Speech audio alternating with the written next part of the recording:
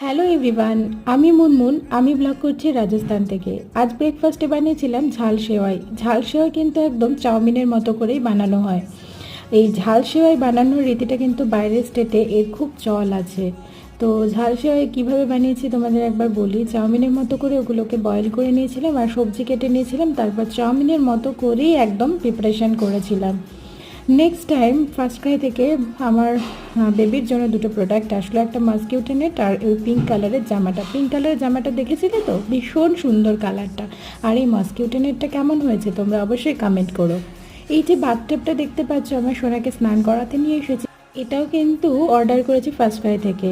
আজ রাতের বেলা খাবার কিছু বানাতে ইচ্ছে করছে না, তাই হাজব্যান্ডকে বলেছিলাম আজ পিৎজা অর্ডার করো। তাই ও অফিসে বসে কিন্তু পিৎজা অর্ডার করলো আর আমি বাড়িতে এটা রিসিভ করলাম। আজ ডিনারটা কিন্তু পিৎজা দিয়েই সারবো। ওয়েট করছি কখন বাড়িতে আসবে। যাই হোক, চ্যানেলটা সাবস্ক্রাইব করো। টাটা।